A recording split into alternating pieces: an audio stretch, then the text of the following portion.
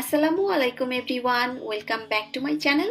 আজকে আমি আপনাদের সাথে super soft, super easy, super moist একটা চকলেট কেকের রেসিপি শেয়ার করব।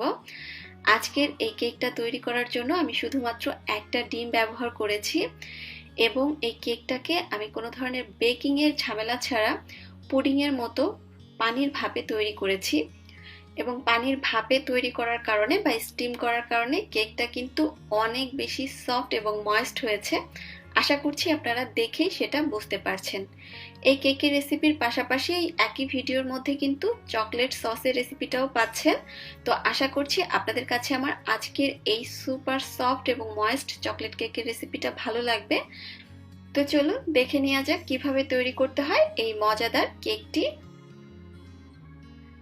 এখানে আমি একটা মিক্সিং বোল নিয়ে নিয়েছি। এবার এর উপরে আমি একটা চালনি বসিয়ে দিলাম।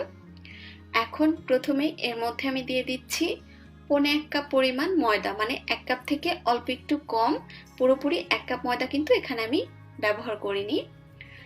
ময়দাটা দেওয়ার পরে এর মধ্যে আমি দিয়ে দিচ্ছি 4 টেবিল চামচ পরিমাণ কোকো পাউডার। চেষ্টা করবেন একটু ভালো মানের কোকো পাউডারটা ব্যবহার করার জন্য, এতে করে কেকের টেস্টটা ভালো আসে।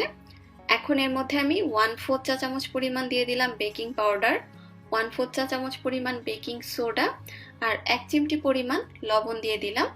এবার ড্রাই ইনগ্রিডিয়েন্টসগুলো একটু চেলে নিচ্ছি। ড্রাই ইনগ্রিডিয়েন্টসগুলো চেলে নেওয়ার পরে এবার সবকিছু একসঙ্গে একটু মিশিয়ে নিচ্ছি হ্যান্ড উইক্সের সাহায্যে। এখন এর মধ্যে আমি দিয়ে দিচ্ছি আগে থেকে জাল করা 1/4 কাপ এবং 1 টেবিল চামচ পরিমাণ লিকুইড গরুর দুধ, আর দিচ্ছি 1 চা চামচ পরিমাণ ভ্যানিলা এসেন্স। এবার দিয়ে দিচ্ছি নর্মাল তাপমাত্রায় থাকা একটা ডিম, দিচ্ছি 1/4 কাপ পরিমাণ রান্নার রেগুলার সয়াবিন তেল, আরও দিয়ে দিচ্ছি 1/2 কাপ পরিমাণ চিনি, তবে নিজের টেস্ট অনুযায়ী চিনির পরিমাণটা বাড়িয়ে কমিয়ে নেওয়া যাবে। এখন সবকিছু একসঙ্গে ভালোভাবে মিশিয়ে নিতে হবে যাতে করে এর মধ্যে কোনো ধরনের লাম্পস না থাকে, এটা অবশ্যই খেয়াল রাখবেন। চিনিটা গলে সব উপকরণগুলো একসঙ্গে মিশে যাওয়ার পরে ব্যাটারটা কিন্তু একদম রেডি। আর এই হচ্ছে ব্যাটারের কনসিস্টেন্সি। তো আমার ব্যাটারটা একদম রেডি হয়ে গিয়েছে। এবার ব্যাটারটাকে আমি মোল্ডে ঢেলে নেব। তো ব্যাটারটাকে আমি সরিয়ে নিচ্ছি। এখানে আমি 5 ইঞ্চি সাইজের একটা বেকিং মোল্ড নিয়ে নিয়েছি। এবার সামান্য একটু তেল এটাকে ব্রাশ করে নিচ্ছি। এবার এর মধ্যে আমি কেকের ব্যাটারটা ঢেলে দিচ্ছি, আর মোল্ডের মধ্যে এক্সট্রা করে আমি কোনো কাগজ বিছিয়ে নেইনি। এবার মোল্ডটাকে একটু ট্যাপ করে নিচ্ছি, কোনো এয়ার বাবলস থাকলে সেটা বের হয়ে যাবে। এখন মোল্ডটাকে ঢেকে দিতে হবে যেহেতু কেকটা আমরা স্টিম করব। আপনাদের কাছে মোল্ডের ঢাকনা না থাকলে ফয়েল পেপার দিয়েও মুড়িয়ে নিতে পারবেন। চুলায় আমি একটা হাঁড়ি বসিয়ে এর মধ্যে দিয়ে দিচ্ছি মেজারমেন্ট কাপের 2 কাপ পরিমাণ পানি। পানিটা দেওয়ার পরে এখন এর মধ্যে আমি একটা স্ট্যান্ড বসিয়ে দিচ্ছি, আর পানিটা স্ট্যান্ড থেকে নিচে থাকবে। অনেক বেশি পানি দেওয়ার খুব একটা প্রয়োজন নেই, অল্প পানিতেই কেকটা হয়ে যাবে। জাস্ট এরকম পানিটা নিচে থাকবে, স্ট্যান্ডটা পানির উপরে থাকবে। এবার পানিটা ফুটে ওঠার পরে যখন পানি থেকে এরকম ভাপ ওঠা শুরু করবে, ওই পর্যায়ে মোল্ডটাকে বসিয়ে দিতে হবে। মোল্ডটাকে বসিয়ে দিয়ে ঢাকনা দিয়ে ঢেকে চুলার আঁচটা মাঝারি থেকে একটু কম করে, মানে লো থেকে একটু বেশি এবং মাঝারি থেকে একটু কম, এই আছে 30 থেকে 35 মিনিটের মতো এভাবেই স্টিম করে নিতে হবে। আর এরই মাঝে কিন্তু কেকটা হয়ে যাবে। প্রায় 35 মিনিট পরে আমি এবার ঢাকনাটা খুলে নিচ্ছি। এবার ঢাকনাটা খুলে নেওয়ার পরে উপর থেকে ঢাকনাটাকে সরিয়ে নিচ্ছি। এখন কেকটাকে আমি চেক করে নিচ্ছি। দেখেন কাঠিটা পরিষ্কার বের হয়েছে, তার মানে কেকটা হয়ে গিয়েছে। আর কোনো কারণে যদি কোনো লিকুইড অংশ চলে আসতো, সেক্ষেত্রে ঢাকনা দিয়ে ঢেকে আরও 5 থেকে 7 মিনিট স্টিম করে নিলেই কিন্তু কেকটা হয়ে যাবে। এবার কেকটাকে আমি চুলা থেকে নামিয়ে নিচ্ছি। নামিয়ে কেকটাকে একটা সাইডে ঠান্ডা হওয়ার জন্য রেখে দিতে হবে, কারণ এই কেকটা গরম অবস্থায় অনেক সফট থাকে, তাই কোনোভাবেই গরম অবস্থায় মোল্ড আউট করা যাবে না। এখন আমি চকলেট সসটা তৈরি করব। এর জন্য একটা ফ্রাই প্যানের মধ্যে আমি নিয়ে নিচ্ছি আগে থেকে জাল করা 1 কাপ পরিমাণ লিকুইড গরুর দুধ। এবার এই দুধের মধ্যে দিয়ে দিচ্ছি 2 টেবিল চামচ পরিমাণ কোকো পাউডার। এখন এর মধ্যে আমি দিয়ে দিচ্ছি 2 চা চামচ পরিমাণ ময়দা। আর ময়দাটা অনেক বেশি দেওয়া যাবে না, জাস্ট অল্প একটু দিবেন, যার কারণে এটা একটু থিকনেস আসবে, এই জন্যই। দিয়ে দিচ্ছি 2 টেবিল চামচ পরিমাণ গুঁড়া দুধ। চেষ্টা করবেন গুঁড়া দুধটা দেওয়ার জন্য, এতে করে টেস্টটা ভালো আসে, তবে হাতের কাছে না থাকলে না দিলেও হবে। 2 টেবিল চামচ পরিমাণ দিয়ে দিলাম চিনি। আর দিচ্ছি 1 চা চামচ পরিমাণ ভ্যানিলা এসেন্স। দিয়ে দিচ্ছি 1 টেবিল চামচ পরিমাণ বাটার।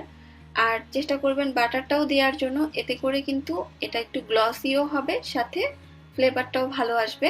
বাটার না থাকলে তেলও দেওয়া যাবে। 1 চিমটি লবণও এর মধ্যে আমি দিয়ে দিয়েছি। এবার সবকিছু একসঙ্গে ভালোভাবে একটু মিশিয়ে নিচ্ছি। সবকিছু মিশিয়ে নেওয়ার পরে এবার সরাসরি হাঁড়িটাকে আমি চুলায় বসিয়ে দিব।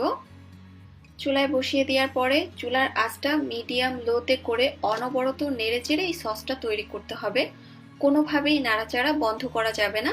এখানে আমি হ্যান্ড উইক্স নিয়ে নিয়েছি, এতে করে এর মধ্যে কোনো ধরনের লাম্পস বাঁধার কোনো সুযোগ থাকবে না। সো অবশ্যই অনবরত নেড়েচেড়ে মিডিয়াম লো আঁচে একটু ধৈর্য ধরে সময় নিয়ে সসটা তৈরি করতে হবে। জাস্ট কয়েক মিনিট জাল করার পরেই দেখবেন এরকম ঘন হতে শুরু করবে। তো অতিরিক্ত ঘন করবেন না, এরকম একটু লিকুইডে থাকতেই চুলার জালটা বন্ধ করে এটা নামিয়ে নেবেন। চুলা থেকে নামিয়ে নেওয়ার পরে সসটাকে অনবরত নেড়ে নেড়ে তারপরে ঠান্ডা করে নিতে হবে। এতে করে সসের মধ্যে কোনো ধরনের কোনো লাম্পস থাকবে না এবং সসটা খুব স্মুথ হবে। আর যদি একটা সাইডে রেখে এটাকে ঠান্ডা করতে চান, তাহলে কিন্তু উপরে একটা সরের মতো পড়বে, যেটা কিনা পরবর্তীতে লাম্পস ক্রিয়েট করবে। তাই অনবরত নেড়ে নেড়ে সস ঠান্ডা করে নিতে হবে। আমার সসটা ঠান্ডা হয়ে গিয়েছে এবং সসের কনসিস্টেন্সিটা হবে এরকম যে একটা আঙুল ডিপ করলে আঙুল থেকে পড়ে যাওয়ার পরেও আঙুল এরকম লেগে থাকবে। তো এই টাইপের হবে। তো সসটা রেডি হয়ে গিয়েছে। আর এরই মাঝে আমার কেকটাও কিন্তু ঠান্ডা হয়ে গিয়েছে। কেকটাকে মোল্ড আউট করার আগে সাইডটাকে একটু ছাড়িয়ে নিচ্ছি। আর এই কেকটা অবশ্যই সম্পূর্ণ ঠান্ডা করে তারপরে মোল্ড আউট করবেন, কারণ কেকটা অনেক বেশি সফট আর ময়েস্ট থাকে। তো গরম অবস্থায় যদি আপনি এটাকে মোল্ড আউট করতে চান, সেক্ষেত্রে কিন্তু এটা ভেঙে যাওয়ার একটা ভয় থাকবে। এই তো কেকটাকে আমি মোল্ড আউট করে নিয়েছি। আর কেকটা খুবই সফট হয়েছে, আপনারা হয়তোবা দেখতেই পাচ্ছেন, খুবই সফট, কারণ এটা স্টিম করা কেক, সো এই জন্যই এত সফট। এবার উপর দিয়ে কেকটাকে সাজিয়ে নেওয়ার জন্য আমি সসটা দিয়ে দিচ্ছি। আর এই কেকটা এই সসের সাথে খেতে অসম্ভব মজাদার হয়ে থাকে। তো সসটা অবশ্যই তৈরি করবেন। এবার নিজের পছন্দ মতো আসলে আমি সাজিয়ে নিচ্ছি কিছুটা চকলেট কুচি আর চেরি দিয়ে। আপনারা আপনাদের পছন্দ অনুযায়ী যে কোনোভাবেই কেকটাকে সাজিয়ে নিতে পারবেন। আর এরই মাঝে আমার কেকটা একদম রেডি হয়ে গিয়েছে। এখন আপনাদেরকে একটু কেটে দেখাচ্ছি। আপনারা হয়তোবা কাটাটা দেখেই বুঝতে পারছেন যে আসলে কেকটা ঠিক কতটা সফট এবং ময়েস্ট হয়েছে। এবার ভিতরটাও একটু দেখিয়ে দিচ্ছি। দেখেন ভিতরটাও কতটা সুন্দর হয়েছে।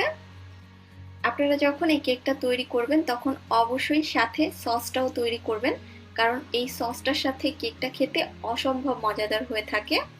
আশা করছি আপনাদের কাছে আমার আজকের এই রেসিপিটা ভালো লেগেছে। ভালো লাগলে ভিডিওটাতে একটা লাইক দিবেন এবং চ্যানেলটি সাবস্ক্রাইব করে পাশেই থাকবেন। আজকের মতো তাহলে এখানেই বিদায় নিচ্ছি। আল্লাহ হাফেজ।